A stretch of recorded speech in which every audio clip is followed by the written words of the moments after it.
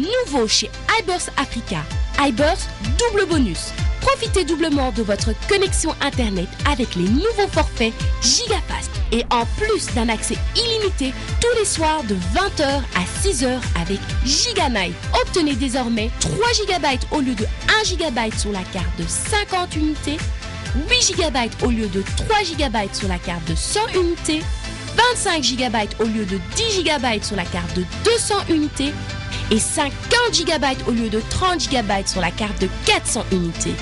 Avec iBurst double bonus, doublez votre plaisir. Rendez-vous dès maintenant auprès de l'un de nos distributeurs. iBurst Africa, Internet sérieux.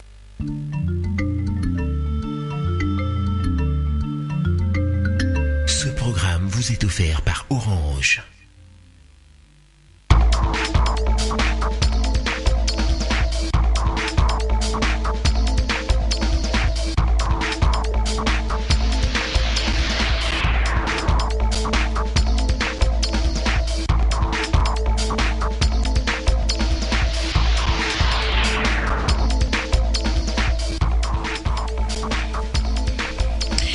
Bonsoir, on continue à violer en République démocratique du Congo. Le Bureau conjoint des Nations Unies pour le droit de l'homme a publié aujourd'hui son rapport mensuel. Le rapport fait état de 189 cas de violences sexuelles enregistrés pour le seul mois de mars, soit une moyenne de 6 viols par jour sur l'ensemble du territoire national. En sport, c'est partir pour le play-off du championnat de la Ligue des football. À Lubumbashi, Mazembe a laminé la SV Club sur le score de 4 buts à 1 et à Mbujimaï, victoire de Sa Majesté Sangabalende devant Don Bosco, 1 but à 0. Mesdames et messieurs, merci de nous avoir choisis pour vous informer. Bienvenue à tous et à chacun. Mais on va d'abord revenir sur le déraillement d'un train hier à Kamina, au Katanga, au lendemain de l'accident. Le bilan a été revu à la hausse. Des corps seraient encore bloqués dans les wagons et conteneurs de ce train. Le chef de poste d'État d'encadrement de Katongola, localité située à une soixantaine de kilomètres de Kamina, Jangoy Mouzadi, parle désormais de 40 morts et d'une soixantaine de blessés. Le premier bilan faisait état d'une trentaine des morts.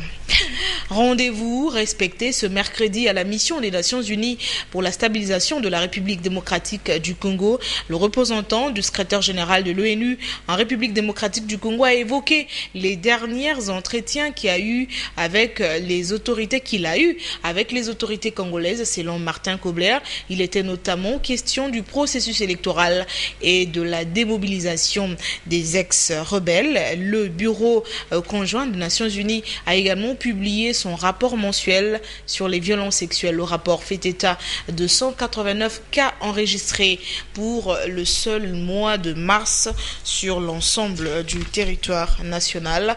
Reportage Herméoniovu, Albert Omba. Merci à Scott Campbell. Martin Kobler vient de clôturer ses entretiens avec les différentes autorités congolaises. Au menu de ces rencontres, le représentant spécial du secrétaire général de l'ONU en RDC a précisé que la situation sécuritaire dans l'est de la RDC et l'organisation des échéances électorales prochaines de 2016 étaient au centre de ses préoccupations. Nous avons pris note et félicitons le gouvernement d'avoir commencé le processus d'amnistie maintenant de 50 personnes. On a 15 ex-combattants du M23 parmi ces 50 membres. C'est très important aussi de mettre en œuvre maintenant les déclarations de Nairobi et de commencer de repatrier les ex du M23 ici dans le pays. J'ai continué également mes entretiens avec la communauté du développement pour organiser les élections, pour introduire les lois. Maintenant, on a la discussion sur les lois électorales. Je vous explique notre position et ce que nous pouvons faire. La première chose, c'est d'avoir de bonnes relations avec tous les partis, de la majorité présidentielle, aussi de l'opposition, et ça s'appelle bons offices. Le Bureau conjoint des Nations Unies pour le droit de l'homme vient pour sa part de publier son rapport mensuel de mars 2014. Selon ces rapports, 189 cas de violation des droits de l'homme ont été enregistrés au mois de mars 2014. La mort du rebelle Sadala, dit Morgan, a également fait l'objet d'une mise au point de la MONUSCO. Le plus important dans cette affaire, ce n'est pas de savoir est-ce qu'il est mort au pied de l'hélico, dans l'hélico, un peu avant, un peu après. Ça n'a aucune espèce d'importance. Ce qui a de l'importance, c'est de faire la lumière sur les événements. Comment il est arrivé avec criblé de balles pendant plus de 4 heures de temps entre Molokai, Epoulou, Mambasa et Komanda. Clôture ce mercredi du séminaire de formation des magistrats de la République démocratique du Congo. Les assises organisées par la Commission électorale nationale indépendante s'inscrivaient dans le cadre de la gestion des conflits électoraux. Images et commentaires dans nos prochaines éditions. Direction Équateur, où le gouvernement central a suspendu toutes les activités de l'Assemblée provinciale. La décision a été annoncée hier, mardi, dans la soirée à l'issue du Conseil des ministres présidé par le chef de l'État, Joseph Kabila. Le compte-rendu de cette réunion indique sans plus de détails que cette décision a été prise pour mettre fin à une nouvelle crise en gestation au sein de l'Assemblée provinciale et du gouvernement provincial de l'Équateur.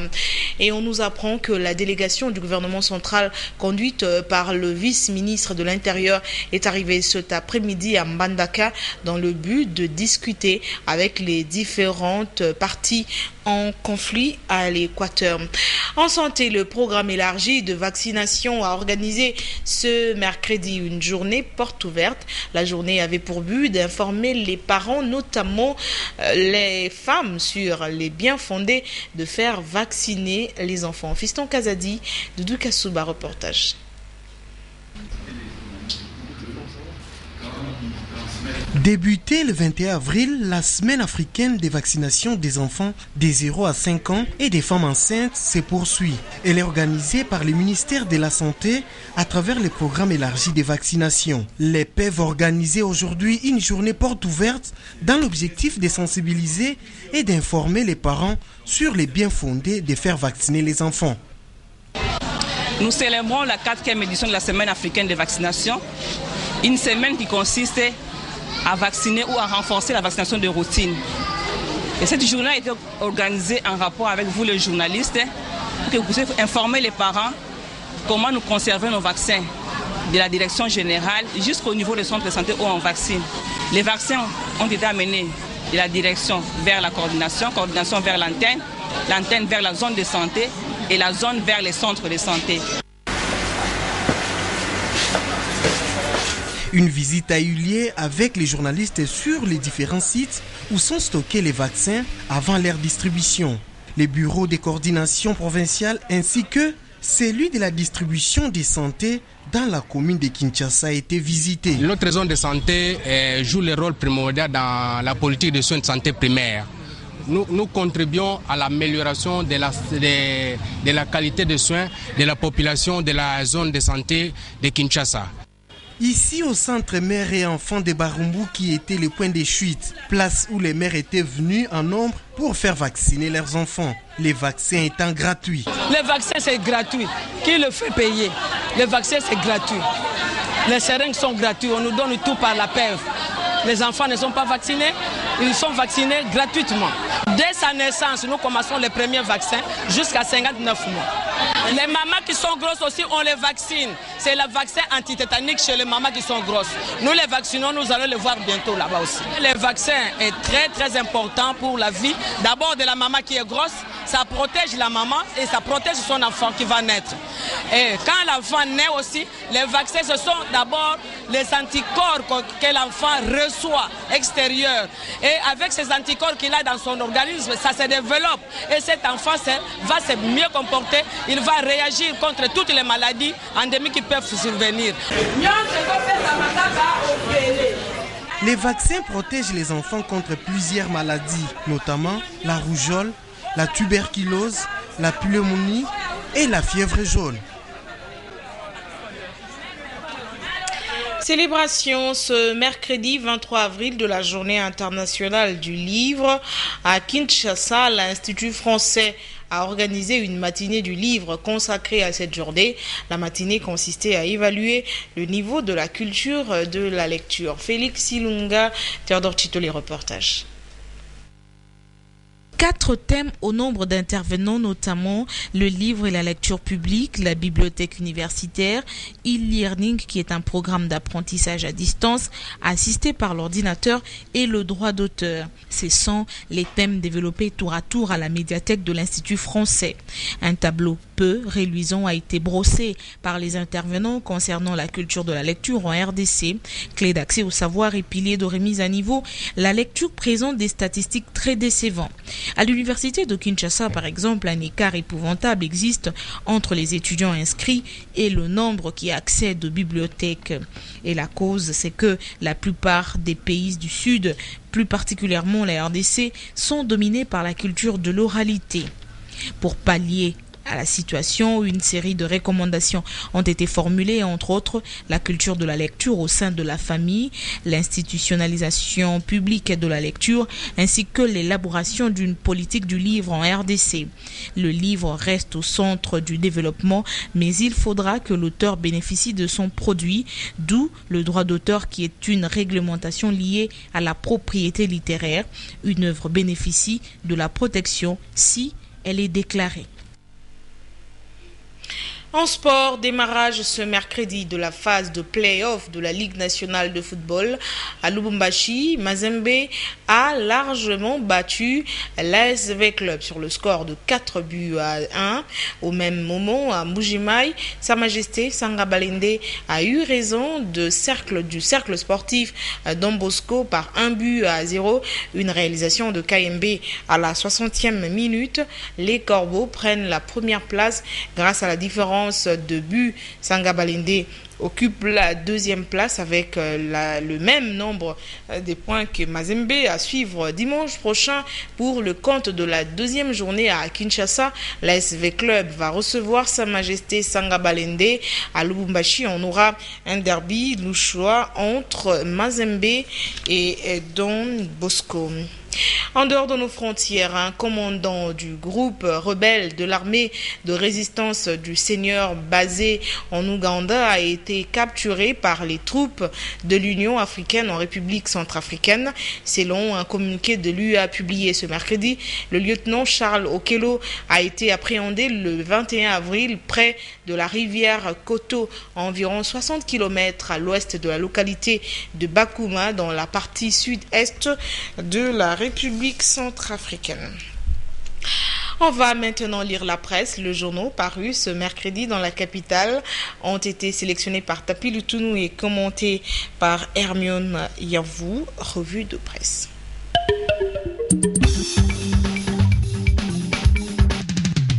Allô voisin, c'est bon, tout le monde en a samedi. Benga voisin, na si unité la minute, oko benga ba réseau nyonso. Vraiment ya boeza la té. Communiquer change avec Orange, la vie change avec Orange.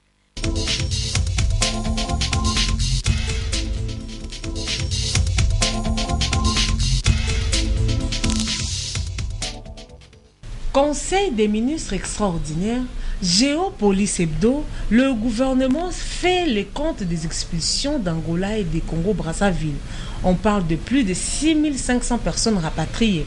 C'était un conseil d'adieu du gouvernement Matata Ponyo selon le baromètre.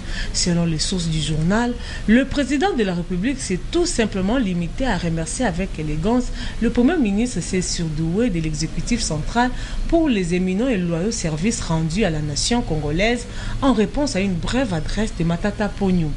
Congo Nouveau annonce que Matata Ponyo va présenter sa démission avant le 25 avril 2014. Selon les informations du tri hebdomadaire, aussitôt la lettre de démission du Premier ministre sur table, le chef de l'État ne mettra plus de temps pour nommer les successeurs du démissionnaire. Ce sont juste des rumeurs, indique Kinké Moulumba dans La Prospérité. En revanche, il y a eu du boulot comme à l'accoutumée.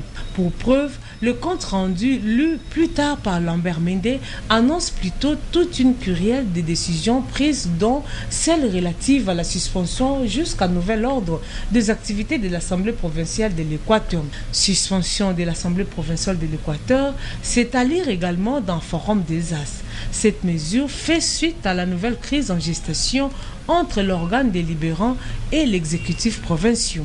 Roger Lumbala bat déjà campagne. L'Observateur rapporte que l'ex-député national qu'on croyait en Ouganda se trouve en France dans le cadre d'une tournée de promotion de sa candidature pour la présidentielle prévue en 2016. Puisqu'on parle des élections, les dépêches de Brazzaville annoncent que la CENI s'apprête à publier dans les jours à venir son calendrier concernant l'organisation des élections urbaines, municipales et locales prévues en 2015. Les adieux de la République au patriarche Bomboko, Géopolis note que le chef de l'État a rendu un hommage à Justin-Marie Bomboko. La Prospérité indique que sa mise en terre est intervenue après des hommages mérités des membres de sa famille biologique, des frères et sœurs et autres anonymes venus du Congo profond et d'ailleurs. On termine cette revue de presse avec cette nouvelle qui choque certains habitants du Nord Kivu. Les baromètres signalent que le gouverneur de cette province a fait inscrire son nom sur un trottoir nouvellement construit à Goma. Sur les réseaux sociaux, plusieurs habitants de la ville se sont dit choqués par cette inscription, estimant que le nom du gouverneur du Nord Kivu n'avait rien à faire sur un espace public. Eh papa, bon voisin ou y'a quoi? Azuwa, ane loko. Kwa yako defa téléphone à Bokilo. Benga Kamel. Je l'appelle comme. Communiquer change avec Orange, la vie change avec Orange. Avant de boucler cette édition, mesdames et messieurs, ce communiqué de presse, la famille Lwangui fait part aux connaissances, amis et connaissances, que le culte de suffrage en mémoire du regretté Célestin Lwangui Luhuna, ministre honoraire de la Justice, de la Coopération internationale et de la fonction publique aura lieu ce vendredi 25 avril 2014 en la cathédrale Notre-Dame du Congo, dans la commune de Lingwala à 17h précise. Cordial bienvenue à tous. Le communiqué est signé par la famille. Merci beaucoup d'avoir suivi ce journal. Ces remerciements, c'est au nom de toutes les personnes qui ont produit cette édition. C'est avec beaucoup de plaisir que je vous ai présenté ce journal. Et c'est avec ce même plaisir que je vous retrouve le vendredi prochain, si Dieu nous prête vie. Prenez soin de vous. Bonsoir et très bonne suite de programme.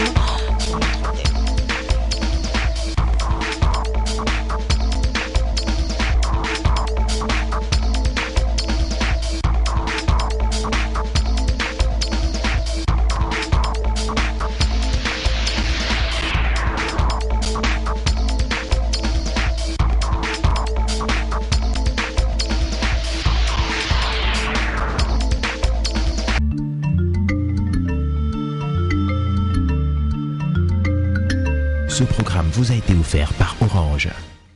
Nouveau chez iBurst Africa, iBurst double bonus. Profitez doublement de votre connexion Internet avec les nouveaux forfaits GigaFast. Et en plus d'un accès illimité tous les soirs de 20h à 6h avec GigaNight. Obtenez désormais 3 GB au lieu de 1 GB sur la carte de 50 unités, 8 GB au lieu de 3 GB sur la carte de 100 unités, 25 GB au lieu de 10 GB sur la carte de 200 unités et 50 GB au lieu de 30 GB sur la carte de 400 unités.